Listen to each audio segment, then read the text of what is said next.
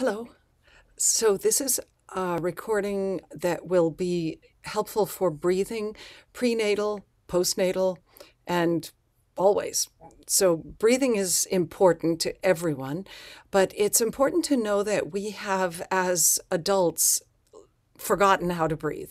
So every really young child breathes nicely into the belly. You know, if you see a little 1-year-old running around, you see this belly moving, the chest never moving.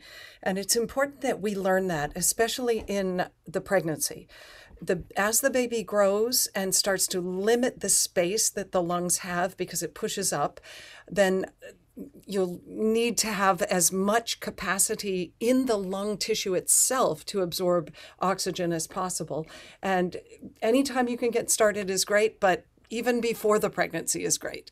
So, Chloe, go up there. Go, go, go, go. So let's remember that when we say take a large breath, it will never, ever move the chest. The dog. Ay, ay, ay. So the main thing to remember is to sit comfortably. Maybe you'll sit on a chair. You know, basically the perfect position for, breathing exercises is cross-legged, but comfortable. And a lot of us can't be comfortable cross-legged. So look at the mountain of pillows I have here. Anyway, let's just do whatever we have in the house to sit high enough. Blocks are nice. That the knees are lower than the hips. So hips are here, knees are lower. What happens then is that the spine can remain straight with the natural curves of the spine. So we don't want to, sit like this so that we've exaggerated this. Now, in pregnancy, you're going to notice that the lower back becomes really very flexible, and we often kind of walk around with a hyper arched back. And what we really would like is a naturally curved spine, also not so. So if you're sitting so, it means that the muscles are unable to comfortably hold the spine up. Bring the bottom up higher or sit on a chair to begin with. Now, when I say that let the belly out, it means let it go toward the knees in the front. However, if you're very pregnant, you might need to breathe into the sides. Now, it's not that easy to teach the intercostal muscles to expand like tiger claws. Breathe in. The ribs expand, breathe out, they kind of close. Now that Chloe is here, you won't be able to see very well. Chloe, go sit up there. So good. Like when I'm setting all this up, they're just sitting in one place, but the minute I start this, they get in the way. Anyway, so the breath goes in the nose to the lower lungs. So how does this happen, right?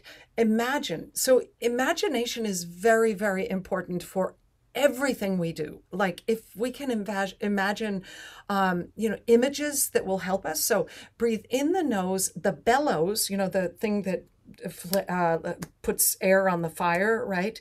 The bellows expand to the lowest part of your back, right? So if the imagination helps to breathe in, thinking that the back expands. Now, I've done that to make it look like it is, but you can, when you're starting to learn to breathe into the lower lungs, you can do whatever it takes to imagine the air going in the nose and to the lower lungs, which in the back. So the lungs are higher in the front than they are in the back. So the main oxygen receptors are in the lower lungs anyway, because they're the widest portion of the lungs. And up here, the very tiniest. There might be one little grape cluster of lung up there. It's not very effective. So if somebody says, take the biggest breath ever, and you see yourself going, then that's wrong, because you've just shortened your lungs. Whenever we pull this up, we shorten what the lungs can do. So the shoulders stay down. When the breath comes in its absolute fullest, it first expands the belly, the ribs, and then the upper lungs. This will almost not move at all unless it's sort of tributary movement, I don't know if that's the right word, to the breath. So this is really, really important to learn. Maybe get your own mirror in front of you and then tell yourself, tighten the belly to prepare and to breathe out. We're breathing out and tightening the belly. Release the belly, breathe in the nose. That's it. That's it. More trying to move more, going up or whatever is going to limit the air you can draw in. All right. So when the belly is rather engaged, pelvic floor engaged, when we're in life in general, unless we're just giving birth, we engage the pelvic floor. All right. Or when we're in Shavasana, really resting, we don't engage the pelvic floor. When we go potty, we don't engage the pelvic floor, right? But the rest of life, we engage the pelvic floor slightly. So the belly is kind of engaged when we prepare. We breathe in by letting it go first. Lower belly, sides, upper lungs. Now that will let it out from the top going down, so that the last thing to engage is the lower muscles, which mean it's really easy to let it go. Breathe in to sides, upper lungs, and breathe out. Top, ribs, belly. Breathe in, belly, ribs, top of the lungs. Breathe out, top of the lungs, ribs, belly. That's called the 3-part yogic breath. Trying to do this in a meditative place, a meditative state of mind, is, of course, key. Now, the legs, let's have a look at the legs. The legs are crossed comfortably. Since I'm sitting on a block, I've got really kind of tight hips. I've got short legs. I'm not like one of these long-legged yogis that can drop the knees on the ground. Maybe you are. But so I've got, my legs there where it's most comfortable. One foot in front of the other, maybe the foot tucked underneath, whatever is the most comfortable. Maybe you're beginning on a chair, whatever is the most comfortable is what you'll do. And we're going to try this yogic breath, 3-part yogic breath. So relaxed, and now engage to breathe out. Engage all the muscles to breathe out. The belly is getting smaller. The space where the air is smaller, and hold it for a moment. Let it go. Lower belly, sides, upper chest. Hold it for a second. Breathe out, chest, ribs, belly. Hold it a second. Let the belly go. Ribs, upper chest. Look at how the shoulders have not moved. Upper chest, ribs, belly. Eyes, close the eyes. Maybe the hands palm up. Breathe in the lower belly. Ribs, upper chest. Hold.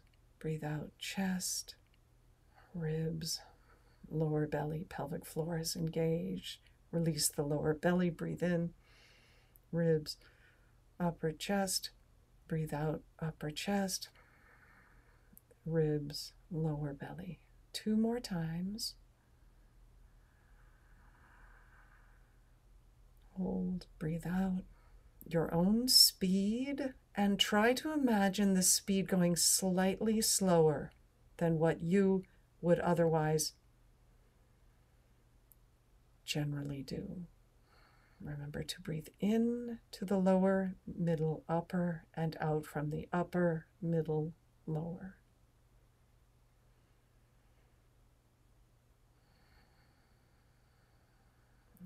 Wiggle the fingers. I was going to say figgle the wingers. And flutter the eyes open. So this is the yogic 3-part breath. It can be used at any time of life. It has a very strong calming tendency, because whenever we focus on the breath without using the mouth, we can breathe out with the mouth, that's not a problem, but we don't want to breathe in the mouth, all right? All of the ancient yogis went on and on and on at great length about how don't breathe in the mouth. What we found out now is that the mouth in-breath will increase the cortisol or stress levels, right? Breathe in the nose, out the nose. Sometimes you find, like I am finding right now by teaching into the camera, that I quickly need to get a fast breath in the mouth, but it's probably better to concentrate on always breathing in the nose, if possible. That will moisten the air. It will engage the sensory organs of the nose that will automatically drop the cortisol. The attention on the breath will be the best for calming. You can be in an emergency situation, and if you concentrate on that breath, it's going to drop the cortisol levels. It'll drop the scared, runaway, fight or flight levels. In a birth, it can be scary sometimes. It can be too much. Focus on the breath. It will always help. Nothing helps much in the birth, but this will help a bit. All right. So you might have heard me breathing rather loudly. And this is what we'd like to cultivate for yogic breathing. It's called the Ujjayi breath. She's being nice. That's Chloe. Anyway, she's a dear.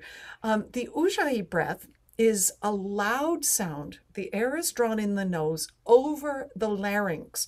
So we've softened the throat. Some people say constrict the throat. I don't like saying constrict the throat because that's sort of a force. What we do is we lessen the space that the air can go and make it warm and swollen and like the jungle in there, right? So that the breath in is like a breath of wonder. Say you suddenly look at a huge rainbow, right? Breathing in my mouth.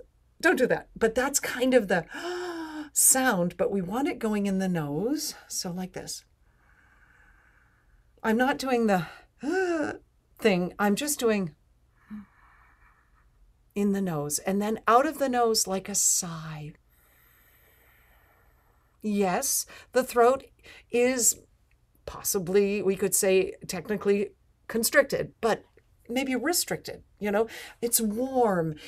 You're dragging the air over the vocal folds, over the larynx to create that sound. Now, what happens when we create that Ujjayi sound is that the ears register, I'm about to fall asleep. That's what always happens. If you look at my dog, Liam, who is lying there on the couch, he is making an almost snoring noise. That's what happens with Ujjayi. So the central nervous system works through the ears of that sound to further drop the stress hormone levels, right? So let us always, like whenever you think about it, create that sound.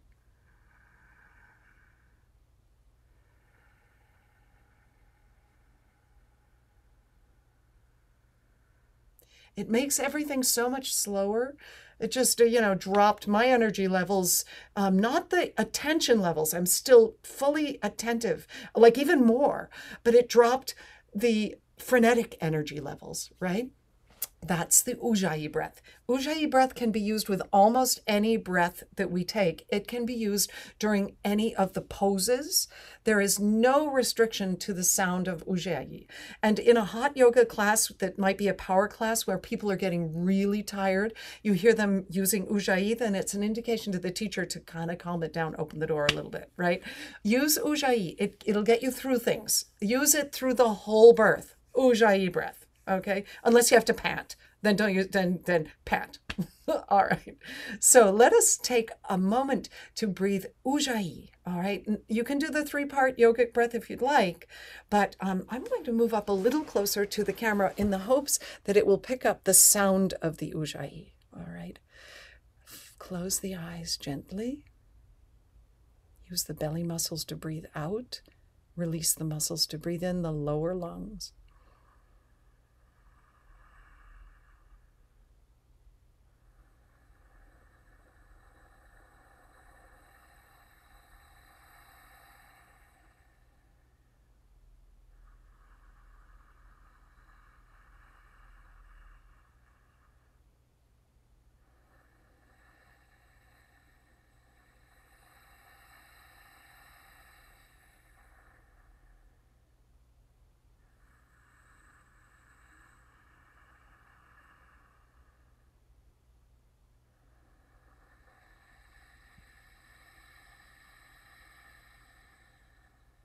One more.